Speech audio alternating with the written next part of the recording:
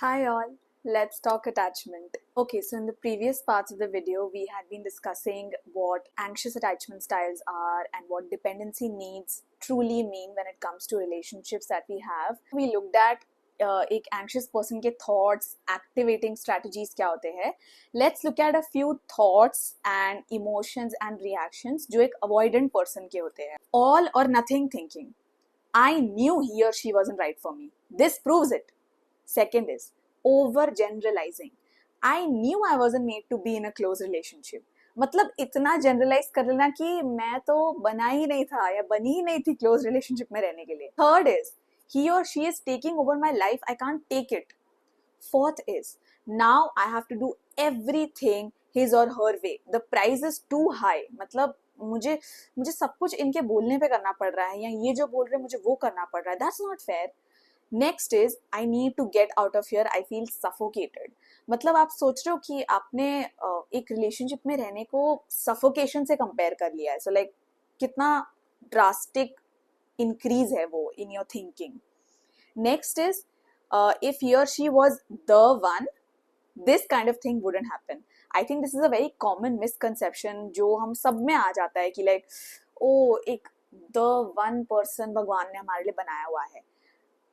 Reading this book has made me realise that वो जो दी one person है वो सिर्फ तब पॉसिबल होता है जब दो लोग विलिंगली कमिट करते हैं एक रिलेशनशिप को कि like we will make this relationship the one. It's not कि एक डेजिग्नेटेड इंसान बना हुआ आया है. No, it is about committing to the other person. Next is when I was with the phantom ex, this wouldn't have happened. मतलब आपने किसी एक एज एन अवॉइडेंट पर्सन आप क्या करते हैं, आप एक फैंटम एक्स बना लेते हैं कि लाइक जो आपके हिसाब से एक आइडियल पार्टनर था. तो आप उस इंसान को पिक्चर में लाते हैं एंड आप बोलते हैं कि ओ इस पर्सन के साथ होते तो ऐसा नहीं होता, इस इंसान के साथ रह के ऐसा हो रहा है, which is very very wrong. Next is malicious intent. He और she is really out to annoy me, it's so obvious. मतलब आप प्रिज्यूम कर लेते हैं कि अगले का इंटेंट, मतलब जो एंग्शियस पर्सन है जो ऑलरेडी घबराया हुआ है, आप अज्यूम करते हैं कि उसका इंटेंट ही खराब है कि लाइक कि क्यों मुझे परेशान कर रहे हैं यार, मेरे पास ऑलरेडी 100 काम है. Which is not true. आपको अज्यूम नहीं करना है क्योंकि एज एन अवॉइडेंट पर्सन आपकी टेंडेंसी होती है बहुत ज्यादा अज्यूम करना चीजें.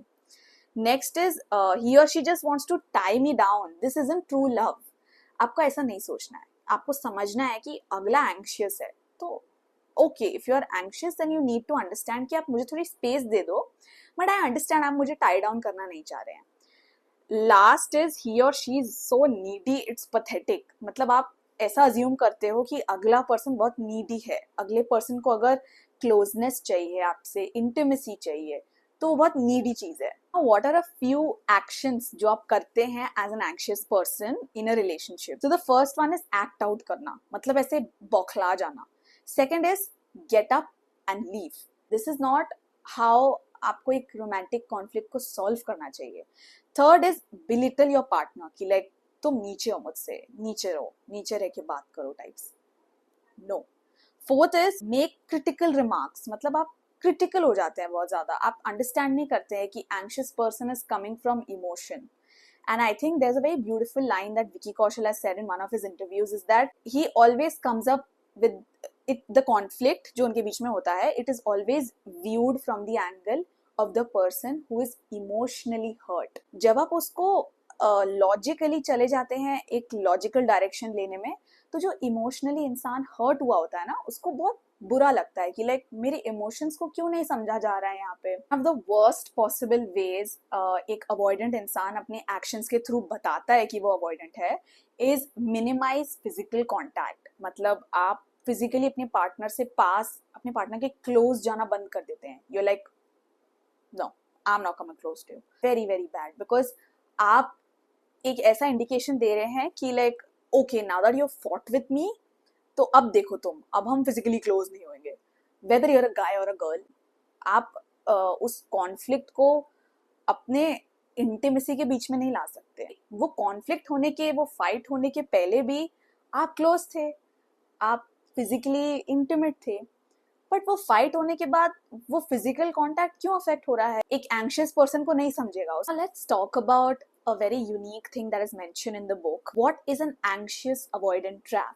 So page 156 of the book and the chapter The Anxious Avoidant Trap states the following line. While one partner truly wants intimacy, the other feels very uncomfortable when things become too close. This is often the case when one of the partners in a bond is avoidant and the other is either anxious or secure. But it's most pronounced when one partner is avoidant and the other partner is anxious. This line is very self-explanatory. Let's move on to another line on page number 157. When couples disagree about the degree of closeness and intimacy desired in a relationship, इसका मतलब ये है that suppose I am in a relationship with someone and I am disagreeing with them on the degree of closeness that I share with them. For example, I don't want to be very close to them. I don't want to be very intimate with them, but they want to be close to me. They want to be intimate with me.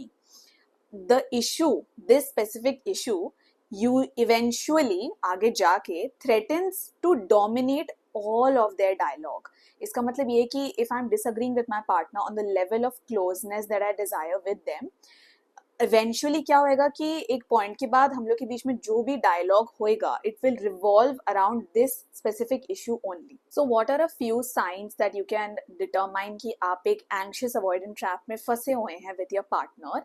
Tell signs of the anxious avoidant trap which is mentioned on page number 159 of the book. In the relationship, you never sail along on an even meal, matlab on an even keel, in the sense that you never have the same dialogue when it comes to the degree of closeness both of you want.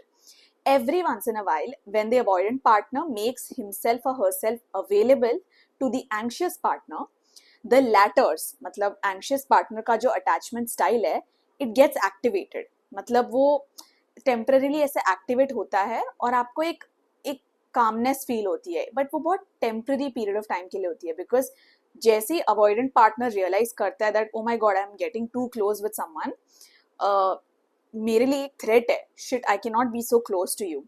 So the avoidant perceives it as a threat and it is quickly followed by withdrawal. मतलब जो avoidant partner होएगा वो डर के मारे पीछे हो जाएगा कि like oh my god no no no I don't want this level of closeness with you. This effect is called as the roller coaster effect. Avoidant person की, a person that has an avoidant attachment style, they have a tendency to often inflate their self-esteem and sense of independence in comparison to someone else. Whereas the anxious person, the anxious partners, they are programmed to feel less than their partners. Like, I'm less than you. I'm not as good as you. So now this leads to an emotional counterbalancing act because दोनों जने secure नहीं हैं. They are not secure as individuals. तो वो एक emotional counter balance हो जाता है कि एक बंदे का सेल्फ एस्टीम बहुत हाई है और एक अपने आप को कुछ भी नहीं समझता है. Third sign is, are we really fighting about this? मतलब आपकी जो फाइट्स होती है वो बहुत ही माइनर इररेलेवेंट इश्यूज पे होती है. सो आप कंफ्यूज हो जाते हो कि ये चीज तो फाइट करने के बारे में थी भी नहीं. Why did we fight about this? When in reality fight is about something completely different. It is about the amount of intimacy between you two. And in short, if you don't understand what intimacy is, it is the amount of closeness that you two had. What are some ways that you can escape this trap? So page 165 and the chapter Escaping the Anxious Avoidant Trap, this talks about how you are going to overcome this trap. Your relationship with your pet as a secure role model. And अगर आप understand नहीं कर पा रहे, आपके पास कोई pet नहीं है, so just picture yourself having a pet और picture your relationship with someone that you really love, with someone like your best friend as a secure role model. And what this book states is that Susan Phillips, co-author of the book Healing Together, describes our connection with our pets as a source of inspiration for our romantic relationships. In her writing, she points out that we tend to perceive our pets as selfless and loving despite their many misdemeanors. मतलब उनकी शैतानियों के बावजूद भी हम अपने pets को selfless मानते हैं. हम उन्हें ऐसा मानते हैं कि ये तो मुझे प्यार करेंगे ही, या मैं तो इनको प्यार करूंगा ही चाहे ये कुछ भी कर ले. They wake us up at night, destroy our valuables and demand our undivided attention. Yet we tend to overlook these behaviors and feel positively toward them. I'll give you my own example. My dog Maggie, over the past 4 years, उसने बहुत चीज़ों को नष्ट किया है, उसने हमें बहुत तंग किया है. पिछले साल तो उसने कुछ बहुत ही क्रेजी कर दिया था. But despite all of these behaviors, all my family members, we love her unconditionally. We love our dog with our whole heart. We can tap into our attitudes towards our pets as a secure source within us. We don't assume our pets are doing things purposely to hurt us. We don't hold grudges even when they eat something they shouldn't or they make a mess. We still greet them warmly when we come home, even after a rough day at the end of office, and we stick by them no matter what. Look into those type of relationships आपके life में जो आप अपने best friend के साथ view करते हैं. आपको अच्छा नहीं लगेगा अगर आपके बेस्ट फ्रेंड का पार्टनर उन्हें अच्छे से ट्रीट नहीं कर रहा है. आप बहुत फियर्सली प्रोटेक्टिव हो जाओगे. आप अपने बेस्ट फ्रेंड को बोलोगे, why are you allowing yourself to be treated like this?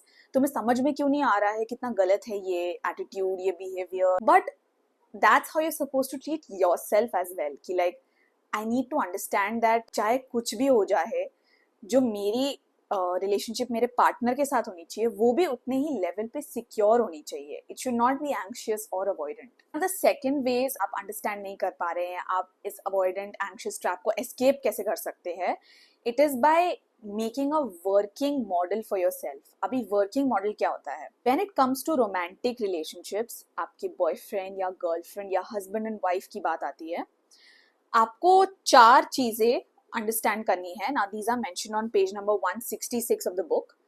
ये 4 चीजें क्या है? The first is what gets you going. मतलब किस चीज से आपका पूरा रिलेशनशिप पे ही क्वेश्चन आ जाता है.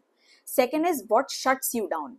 मतलब ऐसी कौन सी चीजें होती है या ऐसी कौन सी हैबिट्स होती है आपके पार्टनर में, या ऐसे कौन से वर्ड्स या इमोशंस होते हैं जिनसे आप एकदम शट डाउन हो जाते हो, आप किसी से बात भी नहीं करना चाहते हो. तीसरा है आपके क्या एटीट्यूड है एक रिलेशनशिप को लेके, और चौथा है आपकी एक्सपेक्टेशंस क्या है आपके पार्टनर से. In short, what makes you tick in relationships. मतलब क्या चीज आपके फ्यूज को ऑन करती है एक रिलेशनशिप में. अगर आप ये 4-5 चीजें अपने बारे में अंडरस्टैंड कर ले, या इफ यू आर श्योर कि लाइक ओके मेरी ये एक्सपेक्टेशंस हैं, मेरा एटीट्यूड ऐसा है रिलेशनशिप्स को लेकर, मेरे एक्सपीरियंसेस पिछले ऐसे रहे हैं, तो आप अपना एक वर्किंग मॉडल बना सकते हैं और आप अपने आप को एक सिक्योर स्टेज की तरफ मूव करने को पुश कर सकते हैं कि लाइक ठीक है ये चीज़ थोड़ी अनरीजनेबल है, मुझे इस चीज़ से लेके इतना ऐसे ट्रिगर नहीं हो जाना चाहिए. Trigger is basically the word for Gen Z people, but for the older people it's आपको क्या चीज़ टिक करती है in relationships. It is very important कि आप कम्युनिकेट करो कि तुम्हारी इस हरकत ने मुझे ऐसा फील कराया और मुझे नहीं अच्छा लगा. क्योंकि अगर आप अज्यूम करोगे कि अगले को ही पता होना चाहिए मुझे किस बात से बुरा लगा है, it's very wrong. Now I tell you आप सिक्योर कैसे एक्ट कर सकते हैं, सिक्योर चीज़ें क्या होती है, सिक्योर एक्शंस क्या होते हैं, सिक्योर प्रिंसिपल्स क्या होते हैं. Be available. आप गेम्स मत खेलिए कि लाइक इसने मुझे इतने टाइम बाद रिस्पॉन्ड किया, जो मैंने पिछले वीडियो में कहा था, तो मैं भी इतना टाइम लेके या इससे ज़्यादा टाइम लेके रिस्पॉन्ड करूँ. No, be available as and when you are available. Don't interfere. आप कॉन्स्टेंट इंटरफेरेंस मत करो अपने पार्टनर के लाइफ में as an anxious person. Learn to give that person space. Third is communicate effectively. I just give you an example how जब आप ढंग से कम्युनिकेट नहीं करते हैं तो कितनी चीज़ें नष्ट होने के चांसेस होते हैं. Fourth is don't play games. Again this goes with the first point. आपको गेम्स खेलने की जरूरत नहीं है कि लाइक टिट फॉर टैट ये वो. No. Next is view yourself as responsible for your partner's wellbeing. मतलब आपको एक दूसरे को एक यूनिट की तरह व्यू करना है. How do I explain it? ऐसे you have to view each other like this कि लाइक अगर उसको गुस्सा आया है तो मुझे भी वो चीज अफेक्ट करी है, नॉट कि अगर इसको गुस्सा आया तो मुझे तो फर्क ही नहीं पड़ता है. Next is wear your heart on your sleeve. Be courageous and honest in your interactions. ये मुझे एक्सप्लेन करने की जरूरत नहीं है. असली don't make generalisations during a conflict. क्योंकि आप जब जनरलाइज करोगे तो इसका मतलब ये है कि आप कुछ अज्यूम कर रहे हो अपने दिमाग के अंदर, और जब आप अज्यूम कर रहे हो तो आप अगले को बेनिफिट ऑफ डाउट नहीं दे रहे हो कि लाइक हो सकता है कुछ और हो, तो प्लीज डोंट मेक जनरलाइजेशन. एक चीज जो आपको माइंड में रखनी चाहिए बिफोर आप भी जनरलाइज कर ले कि आपको अटैचमेंट इश्यूज हो रहे हैं आपके पार्टनर के साथ ये वीडियो देखने के बाद. So I let you know that one disclaimer that you should know. एक बहुत बड़ा डिफरेंस है. There is a major difference between couples who are dealing with non-attachment related issues and those who are engaged in intimacy struggles. मतलब एक होते हैं non-attachment related issues, एक होते हैं attachment related issues. So जो पहला type of couple है जो non-attachment related issues से struggle कर रहा है, while the first couple wants to find a common ground and reach a solution that will bring them closer. ये जो non-attachment वाले issues होते हैं ना पार्टनर्स में, ये type of partners probably secure होते हैं, इसलिए उनमें अटैचमेंट वाले इश्यूज नहीं हैं. तो they both want to find a common ground and settle on a solution. उनका ये है कि हमको ये कॉन्फ्लिक्ट को सॉल्व करना है because it's me and you versus the problem, it's not me versus you. ये कोड भी आपने बहुत रिपीटेडली सुना होगा.